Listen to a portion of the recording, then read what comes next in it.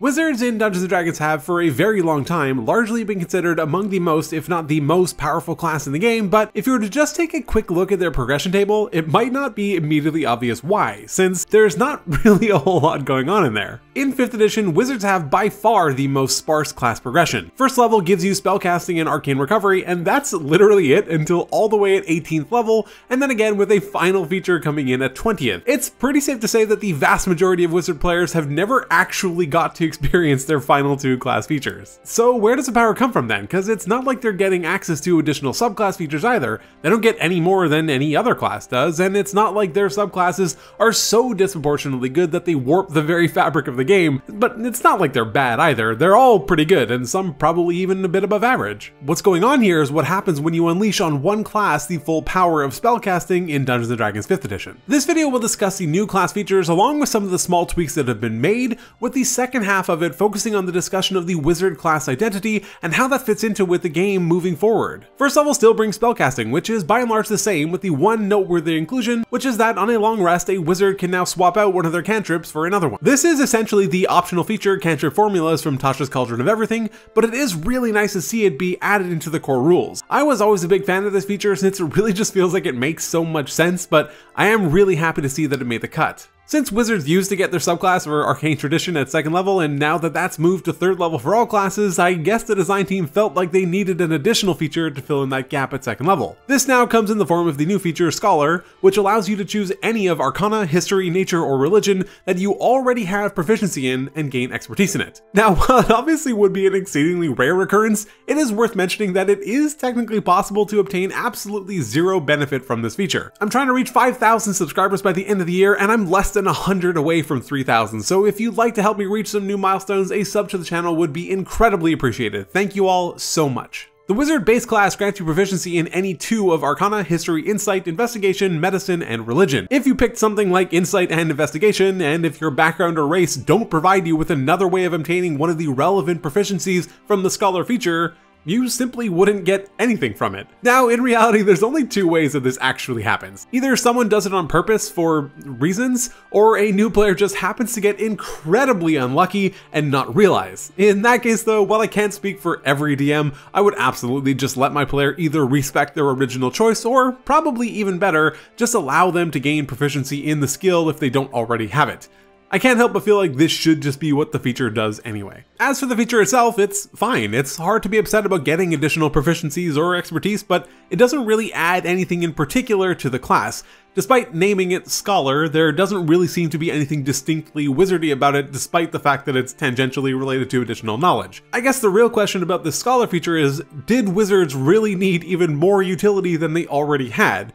The answer here is probably no, but here it is anyway. The second big change comes at 5th level, where the class receives another new feature called Memorize Spell, which I think is pretty unassuming at first glance. I definitely misinterpreted the feature on my first read, since it just seemed like it allowed for wizards to have 1 additional prepared spell per day, just with some extra steps. But that's the thing, it's not once per day. There isn't actually any built-in limit to the spell other than the fact that it takes a minute, which is effectively just the design team saying you can't use this during combat. Despite having access to a large number of prepared spells already, it never hurts to have just that one more. You never know when you're gonna wish you had something else in your spellbook ready for casting, and this actually gives you the opportunity so you don't have to wait until the following day or just not use it at all. This is actually really good, and definitely better than I realized on my first read-through. It honestly might even be verging on too good, since it can allow a wizard to have an even greater impact on out-of-combat utility than they had previously, which was already quite a lot. The more that I think about this feature, the more it verges into that territory of being quote-unquote too good, which is really only a problem if the other 11 classes in the game can't really keep up with it, which they don't really. The major upside of this feature is that it gives you the flexibility to nearly always have the exact right spell for the job, which incidentally is also its biggest problem. Now, it bears mentioning that, at least by my interpretation of the feature, you can't use Memorize Spell to essentially change your entire spell list during travel if you needed to for whatever reason. It seems to suggest that once you change a spell using it, it's always that same spell that gets rotated out and not any other one. But that's not really a problem, since one floating spell slot can often be more than enough to get any job done. I found a post on the One D&D subreddit about a week ago that pretty perfectly encapsulates what I'm trying to say here, so I'm quoting now. The issue hopefully becomes clear when you look at swapping around utility spells rather than magic missile. I'm a 5th level wizard. I start the day off with mostly combat spells prepared, plus fly and invisibility, always useful. I use my feature to grab mage armor right when I wake up. During the course of the day, we find a dungeon room with a lever on the opposite side of a 20-foot wide chasm. The barbarian starts getting out their climbing gear, but I tell them that's not necessary. I spend 1 minute replacing mage armor with jump. Later on, we come to a room with a huge imposing locked door. The rogue rolls a high perception and sees that it's definitely trapped, and it looks like it will be a tough one. They begin pulling out their thieves' tools, but I tell them that there's no need for that. I cast silence since it's a ritual and I don't even need to have it prepared, then I forget about jump and remember how to cast knock. Everyone gets away from the door and I open it. This gets to be a bigger and bigger problem as the wizard learns more spells and gets more spell slots. They are supposed to be flexible, but not this flexible, end quote. And yeah, sure, this kind of thing was always technically possible if the wizard just happened to have the right spells prepared at any given moment, but now it makes it so they don't even need to do that. One floating spell slot is surprisingly much more powerful than you might expect it to be at a glance. The obvious question then becomes, is this actually problematic? And to be honest, it's hard to see how it wouldn't be. It's not hard to envision a reality with Memorize Spell as written and a wizard in your party that either trivializes out of combat challenges to the point of irrelevancy, or makes the job of a DM so much harder since they need to plan around any potential spell swapping, at which point you pit your player versus their DM, which is massively problematic for a whole host of other reasons. The somewhat nuanced point that I'm trying to make is that I would love for players to be rewarded for being well prepared and not just taking advantage of what appears to be, at least, just poor design. If a player happens to have just the right spells prepared at any given time, that should be celebrated. They read the situation perfectly. It demonstrates knowledge and foresight. This, however, it doesn't. Don't get me wrong though, this feature is actually super cool and quite flavorful. I genuinely like it. I just think that it needs some tuning to bring it down into the realm of reality. Maybe once it's been used, it can't be used for X amount of hours, or it can only be used a certain amount of times per day, or maybe make it like 10 minutes or an hour to swap spells. Something that can prevent the merry-go-round of spell swapping, but still allow the feature to work with its core intent, I think could be pretty cool without crowding out other players' creativity or pitting your player against their DM. As for the 18th level feature, Spell Mastery, I suppose it's technically worse, but probably isn't going to be affecting many players anyway. The spells you choose now must have a casting time of 1 action, whereas there was no such restriction before, and now when you long rest you can only change one of them rather than both. Sure, I guess.